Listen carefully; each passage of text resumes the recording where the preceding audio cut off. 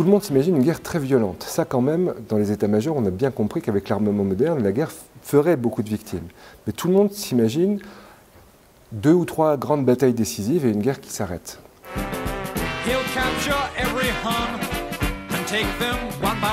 Au lendemain de la bataille de la Marne, donc à la mi-septembre 1914, que la guerre va être beaucoup plus longue. Et donc finalement, on se retrouve en fait dans une guerre de position dès la fin 14, et on a des états-majors qui sont en peine à trouver des solutions, ce qui explique en partie, je dirais un peu, cette idée de laboratoire pour l'année 1915.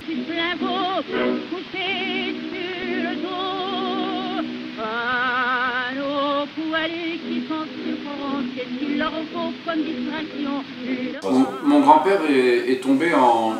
Sait-on que les attaques très meurtrières qui ont eu lieu en février-mars 1915 en Champagne.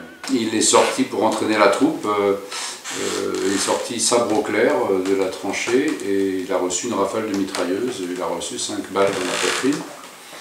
On a jugé qu'il allait mourir dans la journée, dans les heures qui allaient suivre, et finalement donc, il a été mis dans un abri de secours, un peu à l'arrière des lignes, et il a agonisé pendant 8 jours. Donc,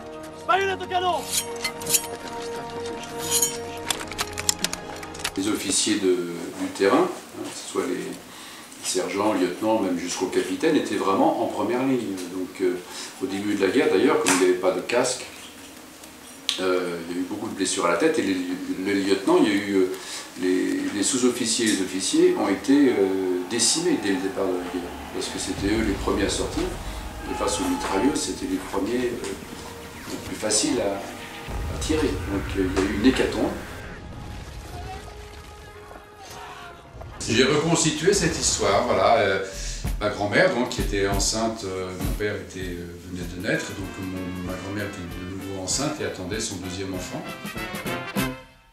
What's that tune I hear, ringing in my ear? Come on along, it's a wonderful idea. Ça passait entre les mots, on n'en parlait pas. On le savait, oui, on le savait, puis il y avait des objets moi, que j'ai récupérés, que je ne peux pas vous montrer là parce que je ne les ai pas ici à Paris, mais les portefeuilles de mon grand-père, dans lesquels il y avait donc des photographies de ma grand-mère, donc un portefeuille percé, troué à 2 endroits par les balles qu'il avait reçues, ses petits lorgnons parce qu'il était myope, donc ça, une montre de gousset qui était aussi éclatée, et un petit carnet dans lequel il consignait, il notait des choses, et puis le petit ordre d'attaque qu'il avait reçu, écrit à la main, à la mine de crayon, qui devait attaquer à 15 h, et l'ordre d'attaque qu'il reçoit à 15h20, il écrit avec, on sent que l'écriture est appuyée, à 15h20 reçu, signé de sa main, et donc ces objets qui semblent être qui ne semble pas du tout avoir un siècle, qui semble encore très, très proche. Et de les avoir entre les mains, ce sont des objets qui parlent quand même.